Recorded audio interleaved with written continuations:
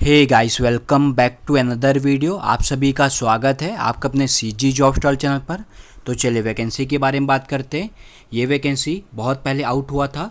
कार्यालय प्रधान जिला एवं स्वास्थ्य न्यायाधीश कोरबा, जिला कोरबा छत्तीसगढ़ से इसमें रेगुलर पोस्ट रहेगा ये आपका। और इसमें 21 से भी अधिक वैकेंसी है। इसमें छत्तीसगढ़ के कोई भी जिले के कोई भी कैंडिडेट अप्लाई कर सकते हैं।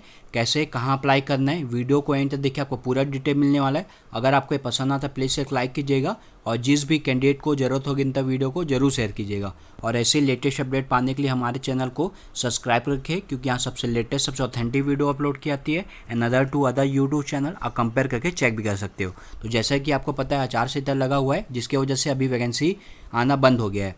फिर भी इसमें शुद्धि पत्र जारी किया गया है, जिसमें जो भी कैंडिडेट इस वैकेंसी में पहले अप्लाई नहीं किए उसके लिए एक और चांस दिया गया है। तो बहुत ही अच्छी न्यूज़ है, रेगुलर पोस्ट रहेगा और बहुत अच्छी इसमें वैकेंसी आउट हुई है। जो पहले इसमें अप्लाई कर चुके हैं वो इसको इग्नोर कीजिएगा, और जो अभी तक इसमें अप्लाई नहीं किए तो बिल्कुल आप इसमें अप्लाई कर सकते हैं। चलिए डिटेल देखते हैं। ये शुद्धि पत्र जारी किया गया है, जिसमें कहा गया है कि उस समय क्वालिफिकेशन अलग रखा गया था, इसमें फिर से चेंजेस किया गया है। ठीक है, उसके बारे में डिटेल देखेंगे। और ये विज्ञापन क्रमांक आपको ध्यान रखना है, क्योंकि ये आपको लिफाफे पे लिखना पड़ेगा। चलिए और भी डिटेल देखते हैं, इंपॉर्टेंट पॉइंट डिस्कस करेंगे। देख सकते हैं बहुत पहले ये आपका भित्त फर्राज दफ्तरी कम फर्राज के लिए आपका वैकेंसी आउट हुआ था, जिसके लिए उस समय आपका 5वीं परीक्षा उत्तीर्ण क्वालिफिकेशन रखा गया था। बट इसमें चेंजेस करके आपको 8वीं उत्तीर्ण रखा गया है, पूर्व माध्यमिक शाला या कक्षा 8वीं उत्तीर्ण होना चाहिए इस वैकेंसी के लिए। और स्थानीय बोली और छत्तीसगढ़ी बोली का आपको नॉलेज होना चाहिए। तो इसमें चेंजेस किया गया है, इसलिए आपको अगेन फिर से जो भी कैंडिडेट अप्लाई नहीं किए उनके लिए फिर से इसमें संशोधन करके आवेदन मंगाया गया है। तो जो भी कैंडिडेट इसमें आवेदन करना चाहते हैं, जो अभी तक आवेदन नहीं किए हैं, तो बिल्कुल आप इसमें आवेदन कर सकते हैं। इसमें 8वीं पास ही रखा गया है। आपको स्थानीय बोली और छत्तीसगढ़ी बोली का आपको नॉलेज होना चाहिए।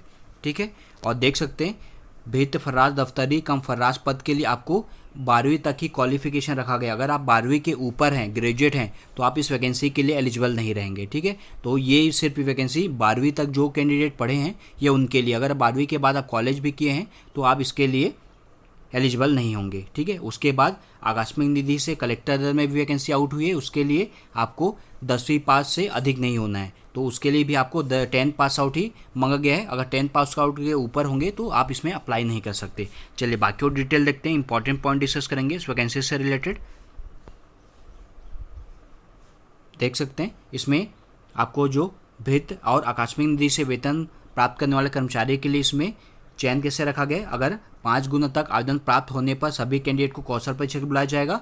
अगर किंतु रिक्त पदों की संख्या 5 गुना से अधिक संख्या में प्राप्त नहीं होता है तो कक्षा 5वीं के प्राप्तांक के आधार पर आपका मेरिट बनेगा। इसी के आधार पर आपका सिलेक्शन होगा और इसी के आधार पर आपका कौशल परीक्षा और साक्षात्कार के लिए बुलाया जाएगा। चलिए बाकी और डिटेल देखते हैं, इंपॉर्टेंट पॉइंट डिस्कस करेंगे।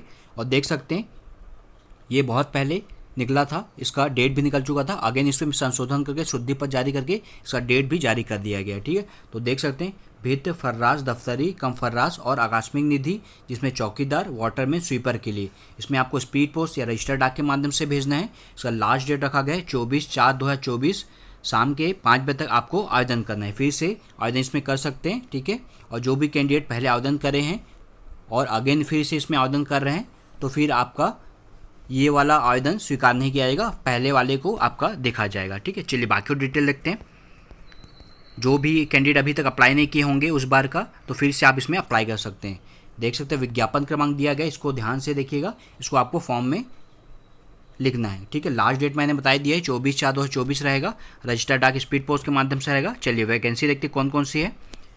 फर्स्ट बात करेंगे भित्त फर्राज एवं दफ्तरी कम फर्राज के लिए, जिसमें टोटल 8 वैकेंसी है, जिसमें जनरल में मुक्त में 1 रखा गया है और जनरल में दिव्यांग में 1 रखा गया है। उसके अन्य पिछड़ा वर्ग में मुक्त में 2 रखा गया है वैकेंसी, और अनुसूचित जनजाति में मुक्त में 1 है, और अनुसूचित जनजाति में मुक्त में आपका 1 रखा गया। दिव्यांग के लिए अनुसूचित जनजाति में 1 वैकेंसी रखा गया। टोटल आपका इसमें 8 वैकेंसी आउट हुआ है। सेकंड देखते हैं आकस्मिक निधि से वेतन पाने वाले कर्मचारी, जिसमें चौकीदार वाटरमैन स्वीपर में टोटल इसमें 13 वैकेंसी आउट हुआ है। ठीक है, इसको कैटेगराइज किया गया वैकेंसी को, एक बार इसको रीड कीजिएगा। ठीक है, चलिए इंपॉर्टेंट पॉइंट डिस्कस करेंगे। पदों की संख्या परिवर्तनीय घटाई बढ़ाई जा सकती है। क्वालिफिकेशन देख सकते हैं यहाँ पर। फर्स्ट बात करेंगे भित फर्राश दफ्तरी कम फर्राश पद के लिए सैलरी 15,600 से लेकर के आपका ये सैलरी दिया गया है। और इसमें संशोधन किया है, क्वालिफिकेशन में आपको 8वीं पास रखा गया, उत्तीर्ण होना चाहिए और 12वीं से अधिक योग्यता आपके पास नहीं होनी चाहिए। 12वीं तक ही आपका पास आउट होना कंपलसरी, उसके अगर आप ज़्यादा हैं तो आप इसमें अप्लाई नहीं कर सकते। और आकस्मिक निधि से कलेक्टर दर पर रहेगा आपको, इसमें 5वीं उत्तीर्ण रखा गया है और 10वीं से अधिक आपका क्वालिफिकेशन नहीं होना चाहिए। चलिए, अगर आप उच्च निर्धारित योग्यता से अधिक आवेदन योग्यता पाए जाने पर आपका आवेदन निरस्त कर दिया जाएगा, ये ध्यान रखिएगा। और कैंडिडेट को रोजगार कार्य का जीवित पंजीयन होना कंपलसरी है और जो शासकीय सेवाओं में काम करें उनको ये लागू नहीं होता है। और पंजीयन प्रमाण पत्र आपको सेल्फ अटैच करके फॉर्म के साथ अटैच करना है। आपका जितना भी डॉक्यूमेंट रहेगा, जाति, निवासी, एक्सपीरियंस, सभी आपको सेल्फ अटैच करके फॉर्म के साथ अटैच करना है, मूल निवासी सभी चीज़। चलिए, इंपॉर्टेंट पॉइंट डिस्कस करते हैं। और छत्तीसगढ़ के जो बाहर के कैंडिडेट हैं उसको एज लिमिट 30 वर्ष रखी गई है। जितना भी डॉक्यूमेंट सभी आपको सेल्फ अटैच करके फॉर्म के साथ अटैच करना है। इंपॉर्टेंट पॉइंट डिस्कस करेंगे।